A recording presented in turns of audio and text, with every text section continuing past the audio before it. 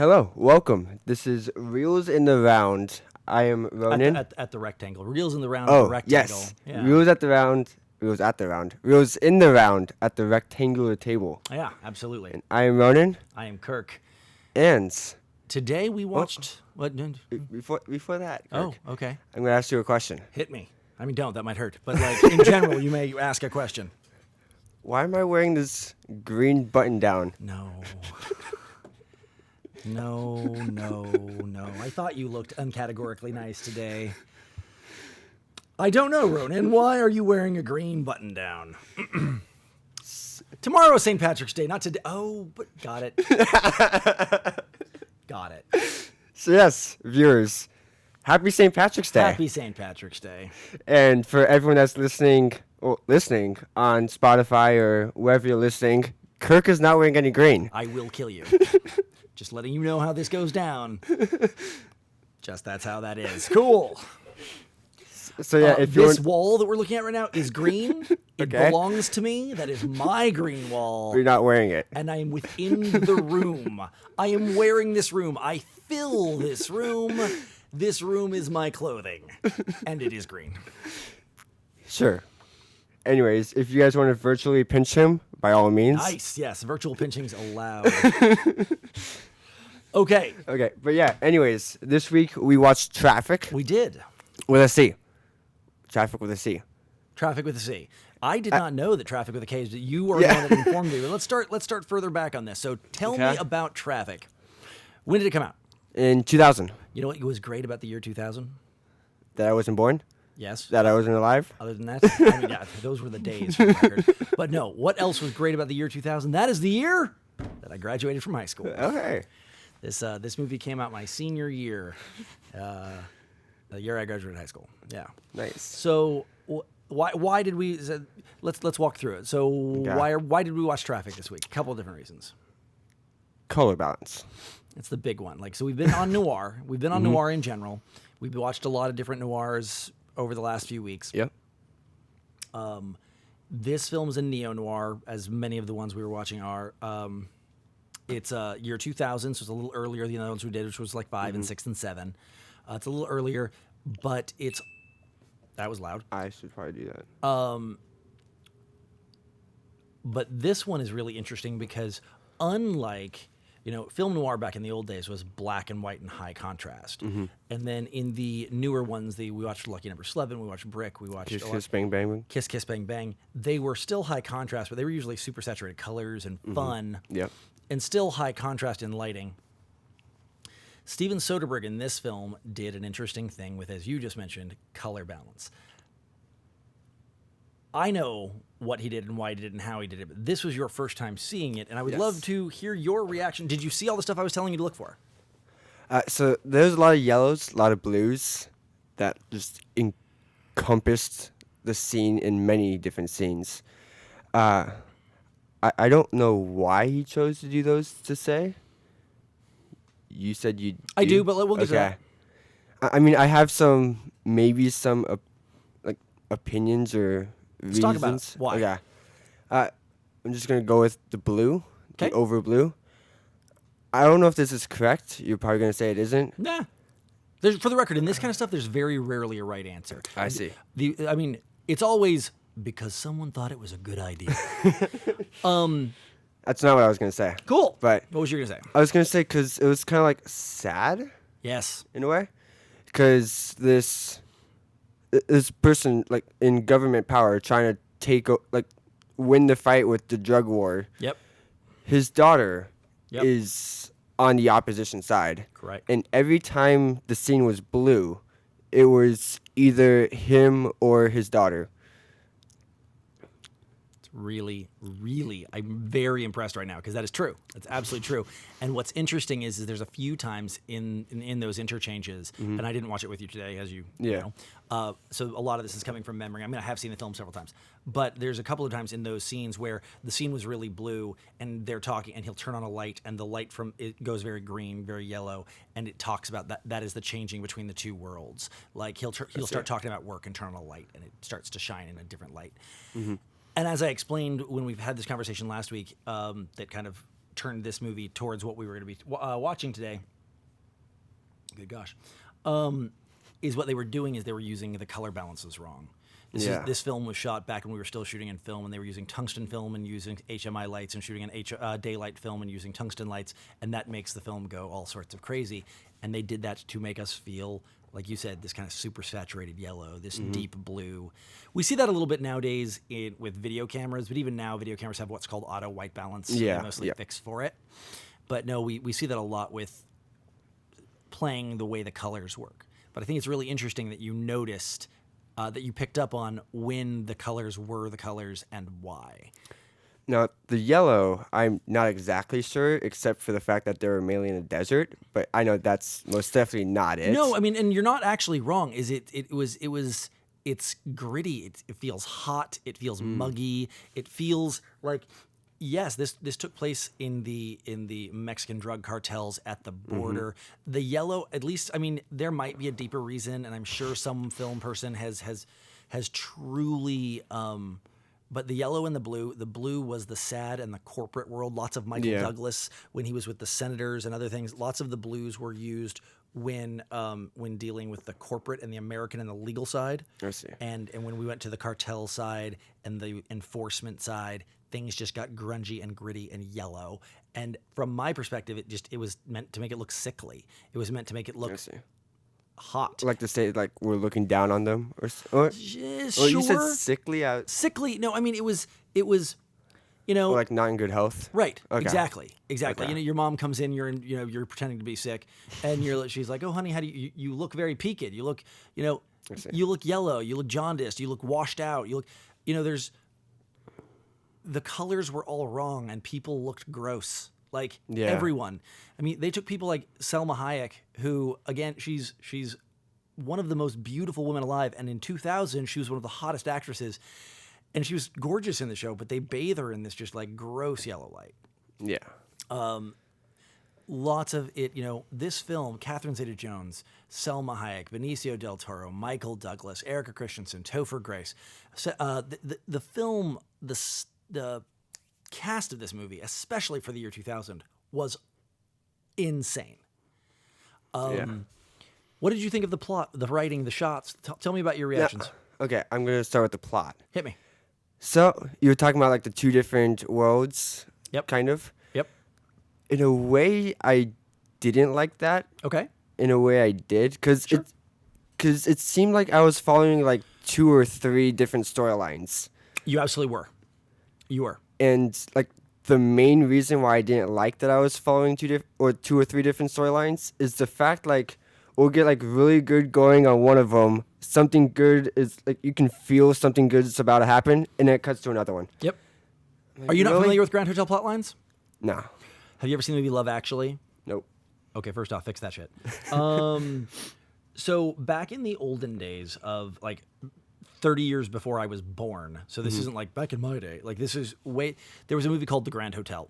Okay. And The Grand Hotel is where we get the term the Grand Hotel plotline or micro plot lines, or there's a lot of different things. But if you find old timers like me or older, we'll call them Grand Hotel plot lines. There's a couple of different younger things, but I still call them Grand Hotel. Okay. There was a movie called Holiday Inn. There's a movie called The Grand Hotel. And it's where you set something around a place or around a thing. So like Love Actually is around Christmas. Okay. And it's around kind of a neighborhood in England. And so there's like, I think 6 or 7 stories in Love Actually. And they all intermingle, but none of them is the main story. None of them is the number one. No one is the lead. They are like 7 stories that are all interwoven and interconnected. This movie was not about Michael Douglas. This movie wasn't about Erica Christensen, his daughter. This movie wasn't about Topher Grace, her boyfriend, drug dealer. This movie was not about Benicio del Toro, a questionable cop. This movie was not about Selma Hayek, a drug lord mistress. This movie was not about any of the individuals. This movie was about traffic. It was about drug trafficking. I see. And if you'd have told the story about Michael Douglas, first off, politician movies suck. Yeah. But this movie, so a Grand Hotel plotline originally it was all the things going on at the Grand Hotel, or Love Actually, everything happening around Christmas in London and everything. this wasn't a story about a person. This wasn't even a story about an arc, a thing, a traditional story. A Grand Hotel plotline, or a micro plotlines, is they tell lots of interrelated, interconnected vignettes as a way of bolstering up a single core concept. I guess this is by far not the first one to do it. It's by far not the last one to do it. It's the only one that I know of that's about drugs. Yeah. But that's interesting. So this is the first time you've ever seen that done. I'm not sure because I feel like I've seen other movies where there's like several plot lines, but I don't know. I just don't like the fact how like something good was about to happen and then just switched to one of the other ones. Welcome to why I hated Game of Thrones. Game of Thrones would be another example, though. By the way, like who's the lead? Who's the main character of Game of Thrones? Depends on the episode, depends on the season, depends on the arc. Like, Daenerys and Jon Snow, were very equal, but they weren't interconnected. The stories were all interconnected, but they were not a single story. It's the same concept. It's easier to do in TV because it's longer form. But literally, that's why I stopped watching in season 2 or 3, because I was like, 80% of every episode is focusing on people that I hope die. Like, not I hope don't die. Like, man, why can't they die already so that I can get back to the people I care about? And so I stopped watching. I see. But interesting. Okay. Keep going. What else? Another thing I'm going to say is, Soderbergh. Yeah. He was the director and he was the DP. Yes. This is kind of a question formed to him more than anything. I'll see what I can do to answer it, yeah. Does he believe in a tripod? Okay. No, I love it. No, that's a great question. So, what's really funny about that is, for the record, kindred spirits, you and I. Mm-hmm. He was more or less. He was very early in the handycam in the handheld movement.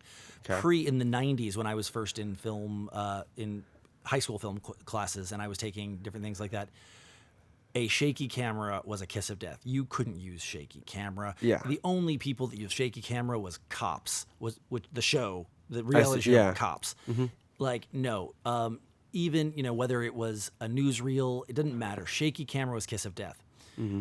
Reality TV, which was very, very new, very in our understanding of it now, was the only one who could really get away with it, and specifically Cops, because you're chasing someone. Yeah. Steven Soderbergh, and I love, again, that's an amazing observation, because I don't want to go so far as to say, this was the first film. That's It's not. But I was in film school, so I graduated high school in 2000, and I went to film school from 2002 to 2006. This film was still talked about as like the first real pioneer in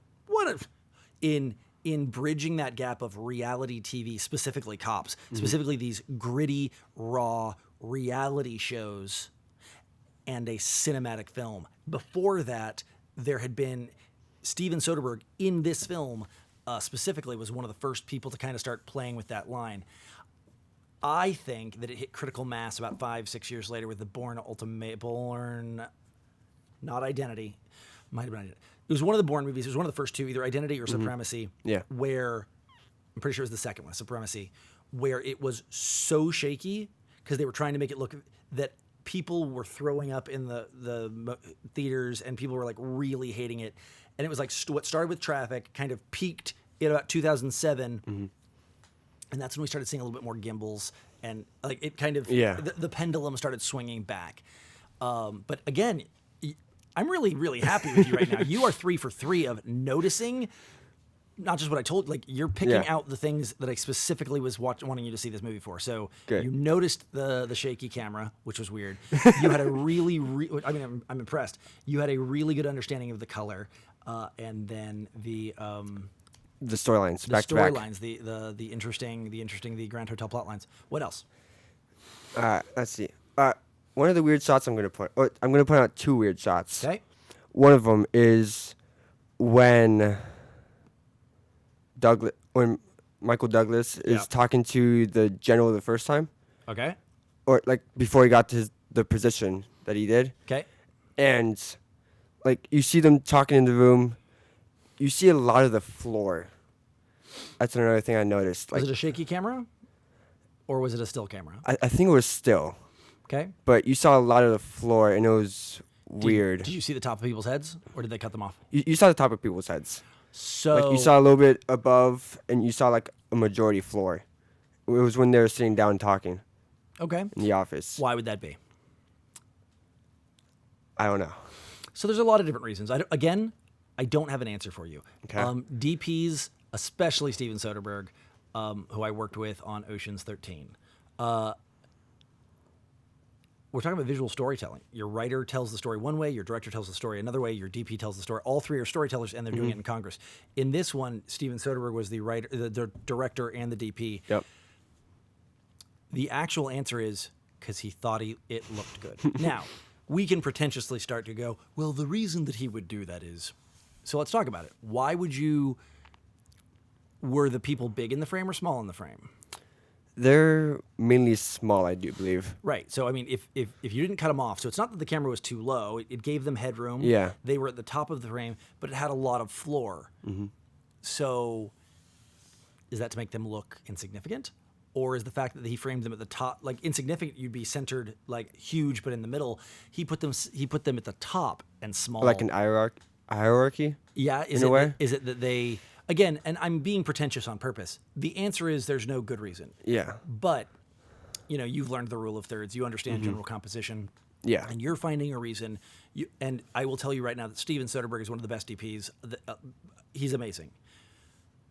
So there was a reason. Now, I don't want to make that sound like DPs, even good ones, always make the right decision. This isn't like, it was right because Soderbergh said it was so. It's not what I'm saying at all. Yeah.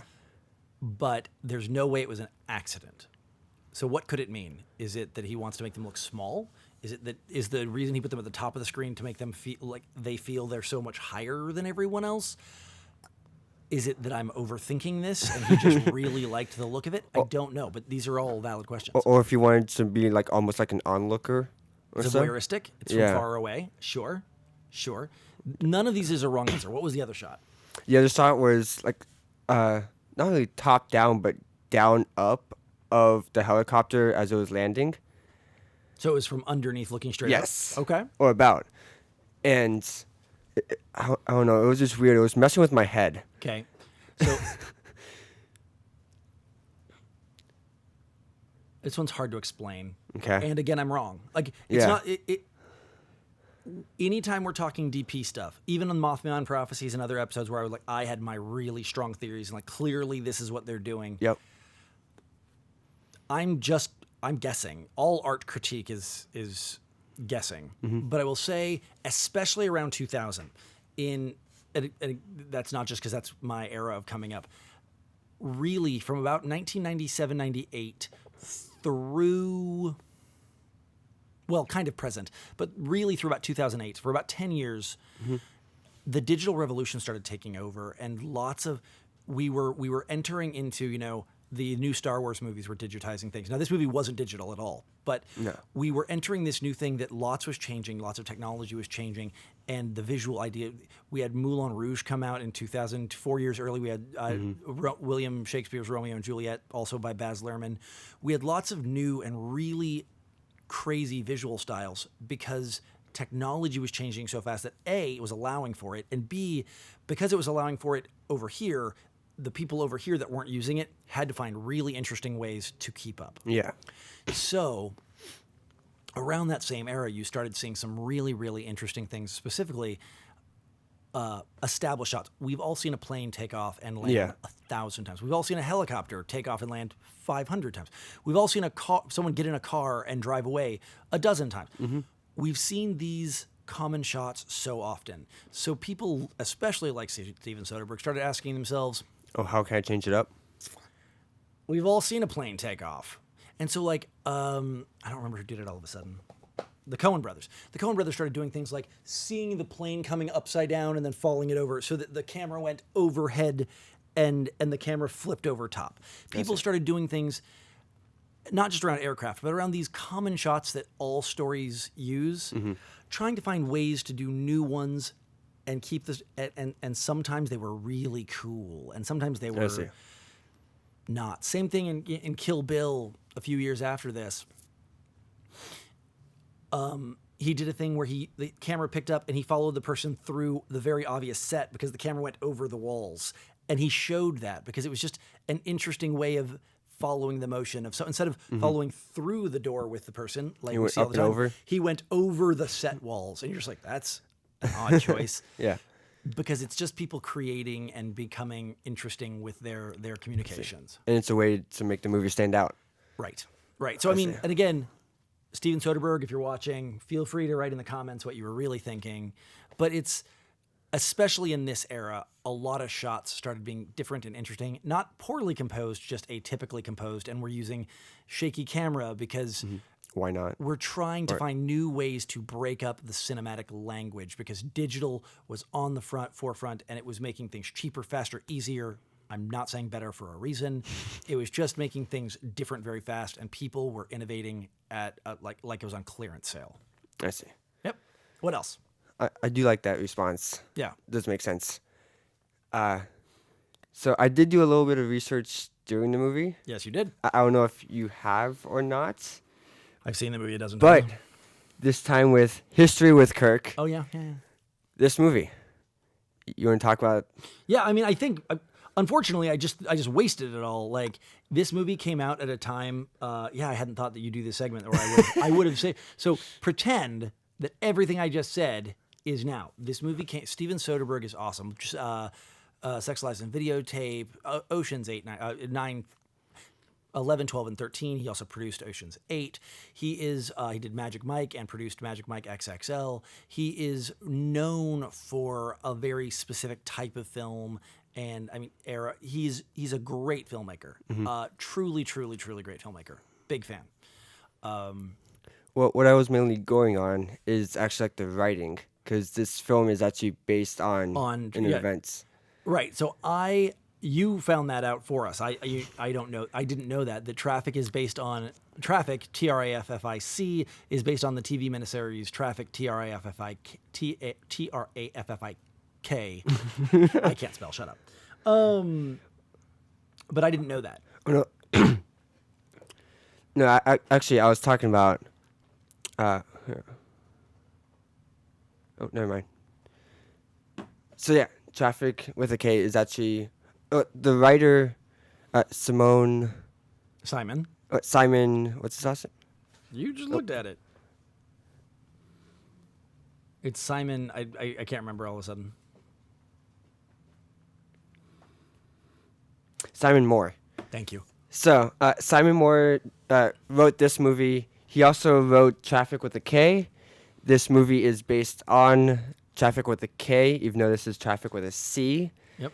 Traffic with a K is almost the same thing, except not dealing with the Mexican cartel, except with heroin.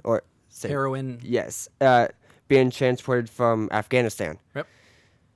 So no, and then you were also telling me, which I thought was really interesting, that the 20th Century Fox said they were demanding that Harrison Ford play the Michael Douglas role, and Steven Soderbergh said no. Yeah, said no. He tried to go to different Hollywood productions. They all rejected the offer until USA Films came around and said yes, and they liked the idea. So yeah, I mean, I can see Harrison Ford playing in this. I can too. I love Harrison Ford. Mm-hmm. I love Harrison Ford way more than Michael Douglas. I have no love lost for Michael Douglas. I have nothing against Michael Douglas. Yeah. But I would say that they made the right choice. That this is a very good Michael Douglas role. I don't know that Harrison Ford would have done as much. Well, no. Harrison Ford crushes all his film. You know, he's done Tom Clancy. I'm not saying he Indiana can't play. Jones. No, but that's not this type of role. Oh, yeah. This film was a politician. Yeah. He's played politicians. He's been in Sabrina. He has played this character before, but he plays it. Michael Douglas, it was important that he was a little seedy. I see. And seedy is not the right word. Michael Douglas was not the clear good guy. He was the clear against drugs guy. Yeah. I think that Harrison Ford would have brought the wrong kind of dignity to the role. I see. Now, I talked to you about it during the movie. I said, remind me about the scene. Yep, the intelligence scene. specifically the scene when they were at the big cocktail party and he was walking around hobnobbing with everyone. Do you know the scene I'm talking about? Yes. Okay, Yes, I do. so everyone in that scene was real except for Michael Douglas. What do you mean? They brought in real people. They brought Michael Douglas to an actual state dinner. Oh. And many of the there was extras and stuff like that. Yeah. But many of the people he was talking to, Like the actual politicians? right. And what's really interesting, and so he was doing it in character, and they were just delighted to meet Michael Douglas, but Yeah. in his character. And what's really interesting is in several interviews they talked about how the questions he was asking and the ideas he was proposing. He's like, well, what about X and what about? They were all really impressed that because it wasn't scripted. Oh, are you talking about also on the plane as well? No, I'm When talking you- specifically. okay. There was like a cocktail party. Yeah. Okay. And so they only some of it made it into the movie, but like Michael Douglas really did in character, no script, go and meet people as himself, as the character, Yeah. and talk to real politicians about these things on camera. And the politicians were saying that they were really impressed as that even though it was just a character, like he was asking the right questions, he was proposing things that were really being proposed and or were not far-fetched, like that he really was doing a very good job as the role, and I was very impressed by that. That's good. Yeah. I actually have to.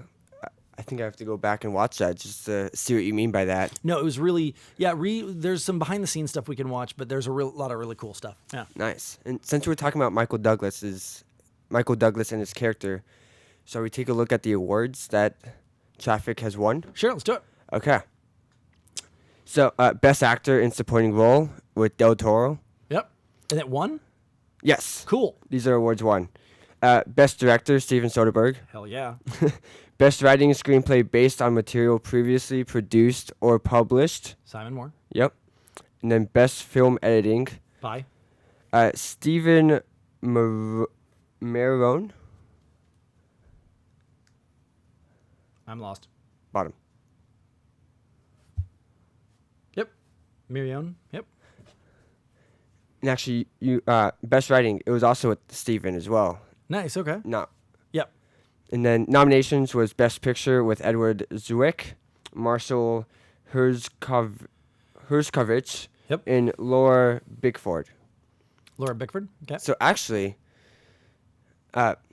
Michael Douglas did not get any nominations or any awards, but You know, you think he should have? No, not particularly. I'm not see. saying that he did bad. Yeah. I'm saying that lots of good people don't get awards. Benicio del Toro did win. He did. He kind of fell off the face of the earth, man. I mean, we saw him in Guardians of the Galaxy, but he went from like a leading man. He was in Usual Suspects, which we watched. He was in this. He was a leading man for a few years, and then just kind of like disappeared. Until, of course, The Collector in the Marvel. No, so it's all good things. I like this movie. It's a fun movie. It's a great example of both neo-noir, of Steven Soderbergh kind of changing the cinematic language in the early 2000s.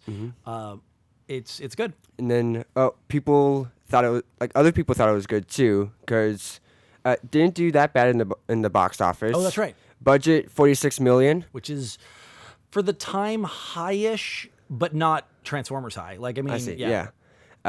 Made $124.1 million in North America. Okay. And $83.4 million in foreign markets. So a grand total of like 200 and change. Yeah, which is not bad On for 45, profits. It's a 200%. Yeah, 400%. Yeah, I mean four times its money. Right. That's then, awesome. And then on IMDb, got a 7.6 rating. That's a little lower than I would have imagined, but okay. I would assume so too. I mean, 76. Like again, if we go to the 100 score, the high school grade, a 76, I'd have given this an 8, which is by my grading standards a solid to low C. I would have given this a C plus, so like an 82, 83. I see. Maybe even a solid B, 84. But like C minus. I think this movie's better than a C minus, but that's just me. Okay. And you want to tell us what we're going to be watching next week, or So Black Swan it is. So I'm Okay. that's a Darren Aronofsky film. I'm almost positive that's an Aronofsky. we can check right now. I'm pretty sure that's a Darren Aronofsky. I have not seen it. I was a Okay. big Aronofsky fan for a few years.